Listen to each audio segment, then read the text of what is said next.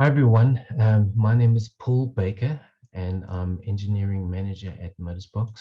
And today I'm going to share with you the work that we've been doing in the Biz Ops Framework workstream. Before we get going, I thought it would be a good idea to just give you a summary of what the Biz Ops Framework is. So as the name suggests, it's a structure. And it's a structure that is designed to promote community collaboration around building and supporting processes at the hub. So it starts off with a list of documentation, and really what these documents are is it's a summary of the jobs that need to be done at a hub. And so over time, people who have used and implemented Moduloop have built up hub operations and fine-tune those operations. And these documents really reflect those operations. So it's a summarization of this sort of collaborative built-up knowledge on hub operations, and they documented and presented and available to the community. Not only that, they also available to be edited and fine-tuned by the community, so they can be collaborated on. Then a part of the Biz Ops framework is the RBAC design. So the RBAC design has more than one aspect to it. The first one is a technical implementation of RBAC, so that's role-based access control. Which ensures that the right people have access to the right parts of the process. So we have that technical implementation of it, and we use the RE stack to implement that. And we have that on the current version of Moduloop. And also part of that design is the it's more than just the technical implementation. It's about how you organize your business so that you mitigate risk within your business. And that's covered in the documentation too. So from those documents, we then build out a community roadmap. And this community roadmap is to sort of show the collaboration on building out this framework. And the framework really has then these real technical implementations of it, which is really about APIs, micro front ends, and maker checker workflows, and how to build audits and deployments. And all of those go together. The framework also needs to be aligned with the reference architecture as much as possible, so that we future-proof the work that we got. And then secondly, one of the important aspects of this framework is that is community engagement. So we need to make sure that we have guides and training materials and templates to support the community working with these frameworks. So what is the Biz Ops framework? To summarize, it is a get started quickly set of core business processes. That's what we want. Two things are important. It needs to be easy to customize and contribute to. And the second one is it needs to define and follow best practice. So let's continue by having a look at the goal board that we set out in the last PI. What I've done is I've taken this goal board and I've added in some ticks and crosses to show where we've made progress. So we had 4 epics that we defined for this PI. The first one is about getting the hub operators, supporting them so that they can build their own reports, and that objective we have met.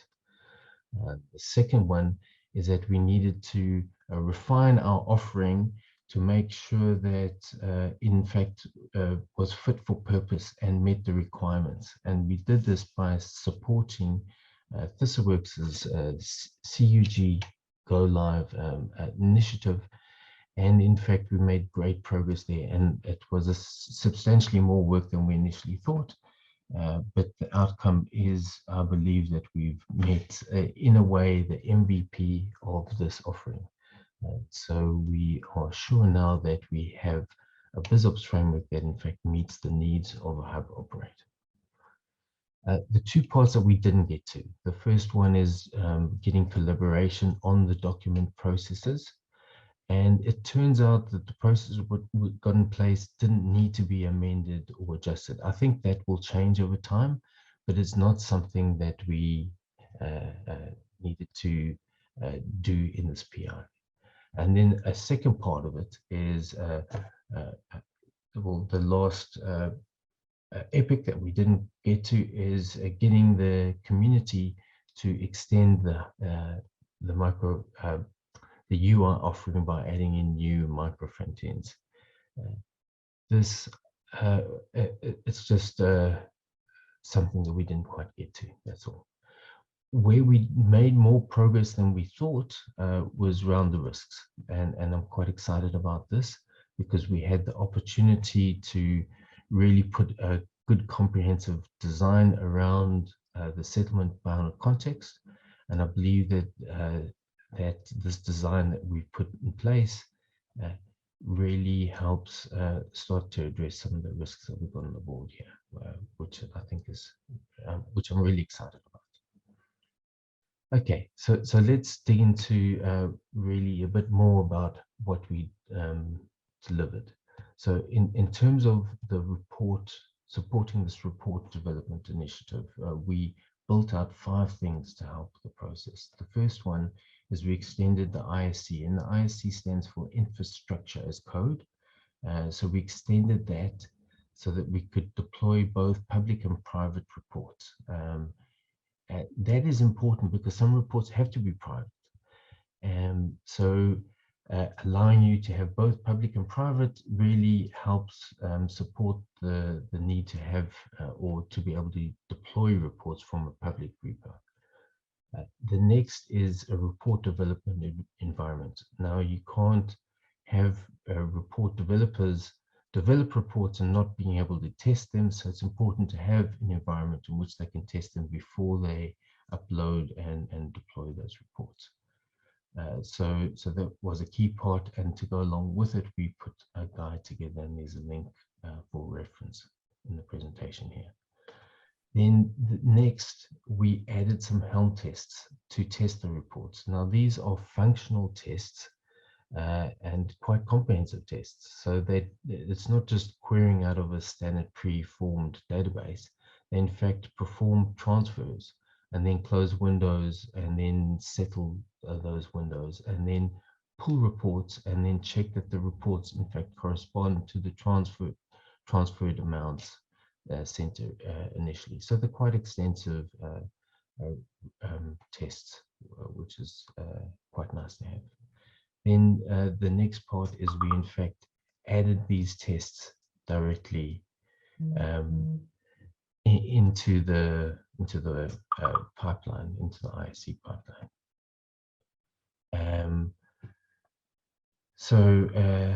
Yes. So let's jump into the next pillar of the work that we put in place, and this was to support the OnePayCUG initiative. This is the closed user group, and this was really an exciting opportunity to sort of partner up with some people who need it. For example, Finn from ThisWorks worked quite closely with her team, and what we did here is we hardened that framework and we got it out there, and we got people using it for in a real situation where they needed this functionality, and we basically made sure that we met their requirements. So to summarize the effort, I've got 5 points here. It really was a lot more than that, but for example, we did some UI extensions to support their operations. Some of these extensions were, for example, extra fields that needed to be displayed, extra filters, and downloading of data, for example. So those are some examples. And then we needed to create new reports and report extensions. And then we added an experience layer so that we could attach the identity of the hub operator to the business processes that were happening. And we used used the hub operators reference, and we injected that into the Mojleap APIs so that we could then have some audit reports. So then we built some settlement account audit reports, and we built some participant lifecycle audit reports. Then another initiative we had in this PI really was around maturing the framework that we've got and to build on the standardization. So the first part that we did around that is that we built in an RBAC deployment test. So this means after you've deployed it, you can then run a Helm test. So this was implemented as a Helm test.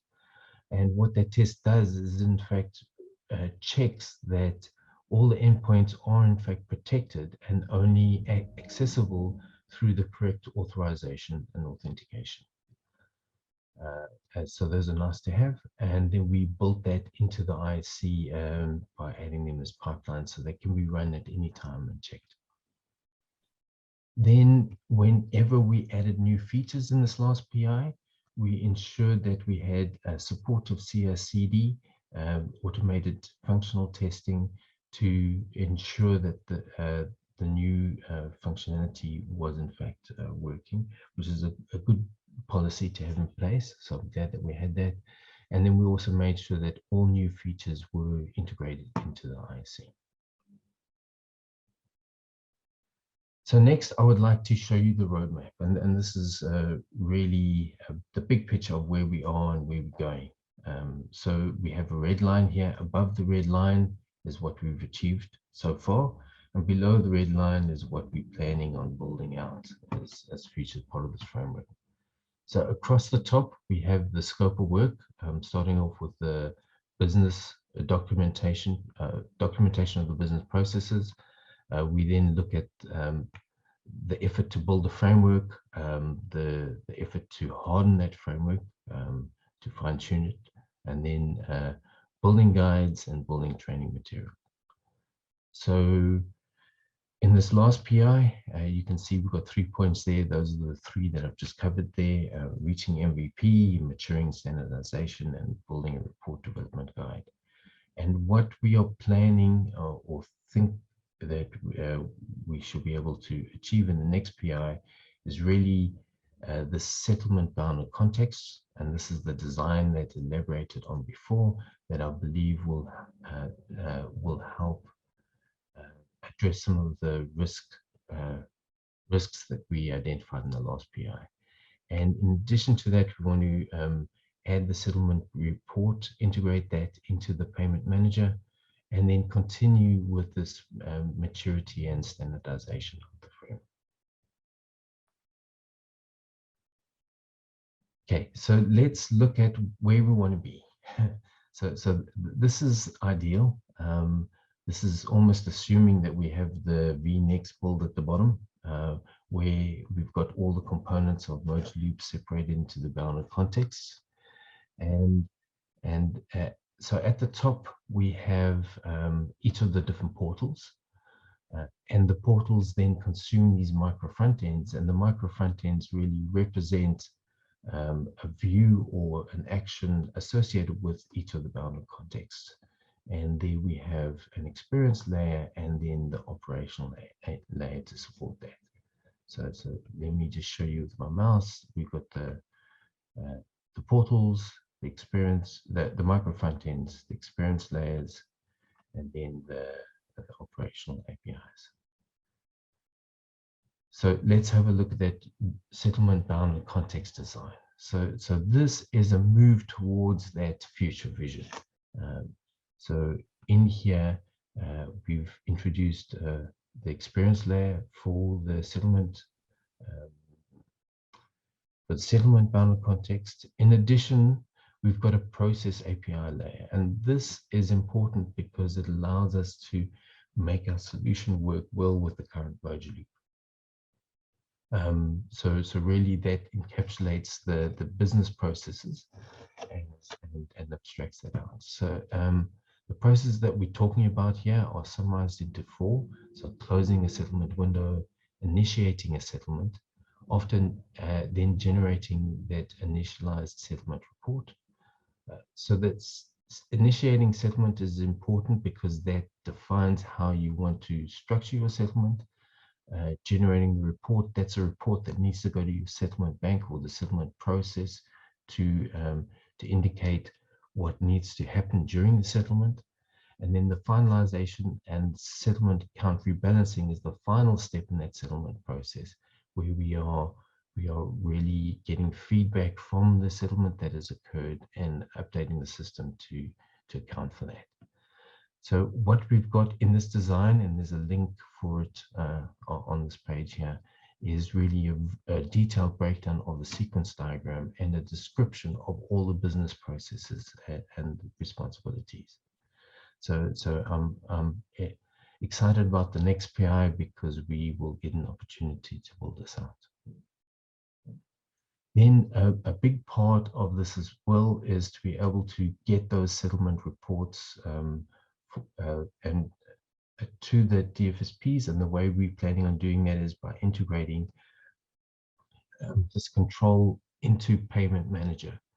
So that sounds like a very simple thing. We can download the reports already, so why build it into Payment Manager? And it really is, in fact, much more than that, because it satisfies these 3 things. The first one is it automates the distribution of these settlement reports. The second one is it adds layers of authorization and logging and authentication to each of these settlement reports. And this is twofold. There's an RBAC system inside Payment Manager. So we have the logging and authorization inside Payment Manager itself. And that is the system that's running at the DFSP. In addition to that, we have the RBAC and the logging of the access to the hub for the particular reports. So both of those aspects really support this. And then the third point is we can then automate the implementation of this participant isolation, which means that DFSPs can't see other DFSPs reports. So that's part of what we're planning on building out. And then the maturing and this maturity and standardization, I expect to have a big focus on testing. And by that, we mean CI/CD testing, unit testing, narrow integration testing, and functional testing where possible in the CI/CD. They need to be able to be run on the dev's machine. And then, excuse me, adding functional testing so that the developer can manually run functional tests, but then against a chosen deployment. And then building Helm tests so that the functional tests can be used to check the deployment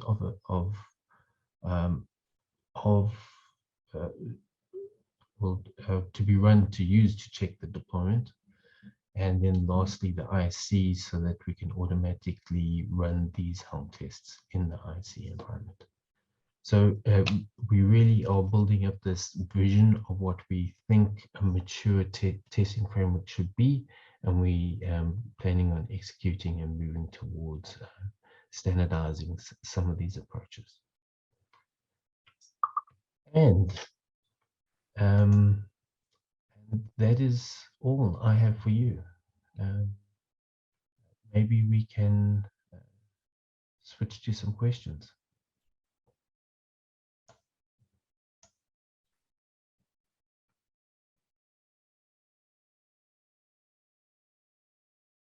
Samir?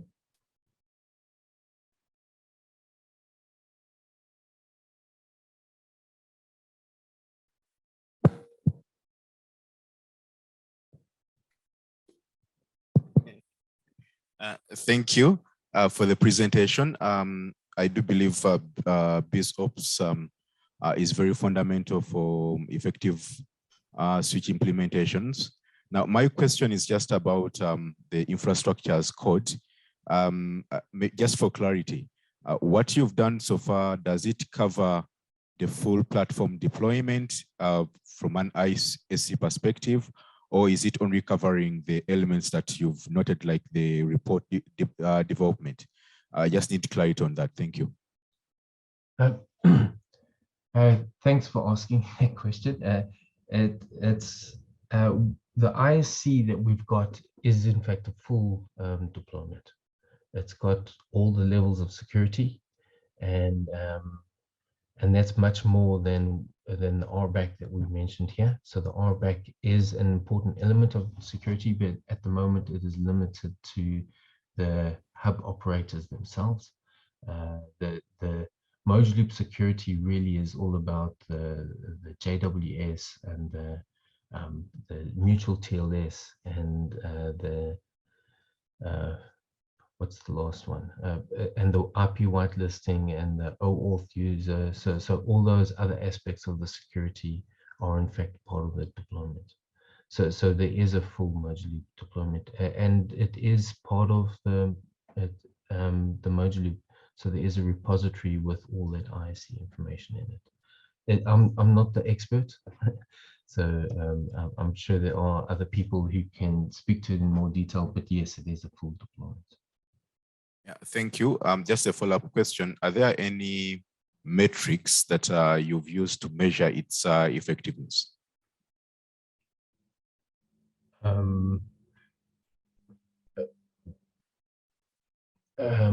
Metrics in terms of what? The effectiveness of the Biz Ops Framework? The ISC that you've put in place, when you test it and deploy, have you checked how effective it is to in its functioning? Yes, we have. In terms of metrics, are you talking about sort of transactions per second? Is that the type of metric that you would like to know about? No, I'm just talking about when you, assuming it's someone is going to use what you have for infrastructure as code, and then they're deploying a platform. Have you checked how fast it works to set up? Are there any errors that come through? What's the error rate and how do they get fixed? So those kind of elements. Yeah, there's extensive effort on the ISC. We have a whole session tomorrow.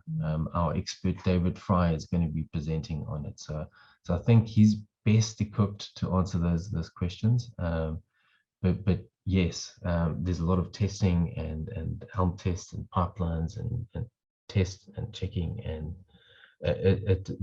there's a lot of effort in this space. Okay, thank you.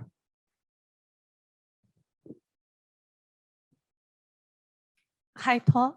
This is Thin. Yeah. How are you? I'm very good. Thank you first for adding the report development piece. It's really helpful as a hub operator to be able to slice and dice on our own. Okay. The question here is, I saw that you're building out the settlement initiation report, the process and all.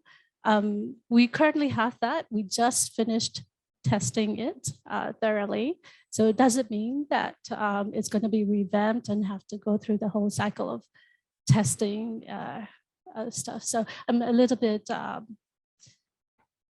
concerned about things that were tested and stuff. So could you elaborate more on the need for doing it again?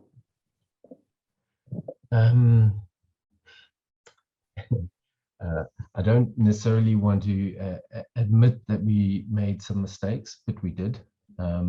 We are unhappy with the current implementation. I can get to that and explain that in more detail with you.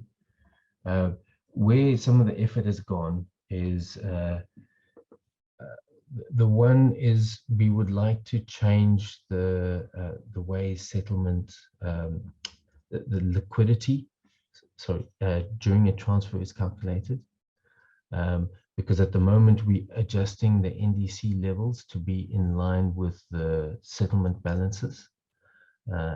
And the problem with that is that you end up with really not having an NDC because it's always, as your settlement bank balance changes, you know, the automatic process adjusts the NDC. Whereas the NDC actually forms a very important purpose to really manage the risk for the DFSPs, sort of the exposure when connecting to a switch. So we're losing that,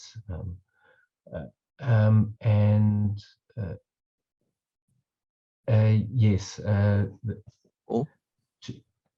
to make it easier to maintain going forward. That's one of the main reasons why we need to do this restructure. Thank you.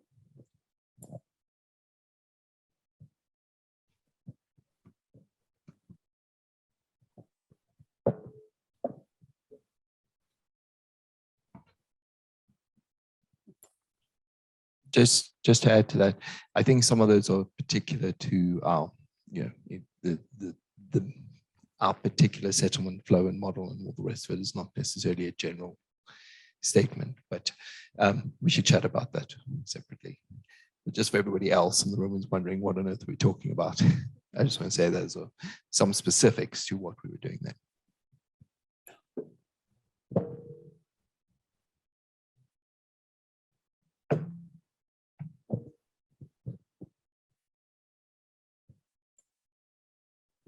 Any other questions?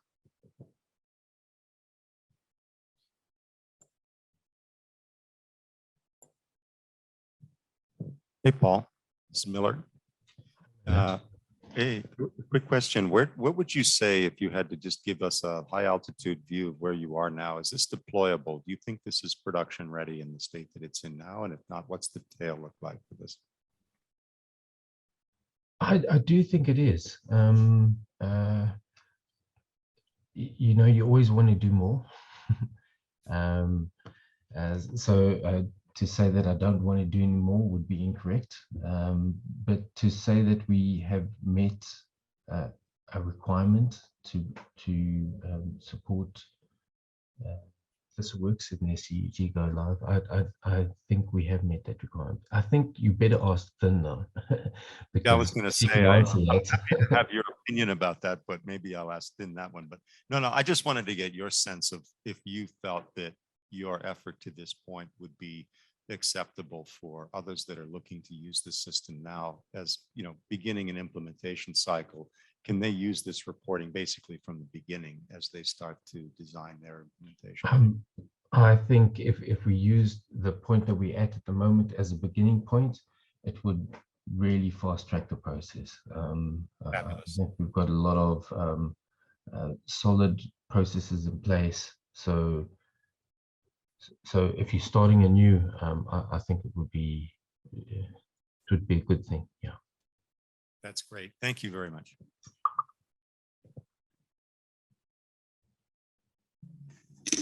Any last question? All right. Thanks, Paul. A round of applause for him.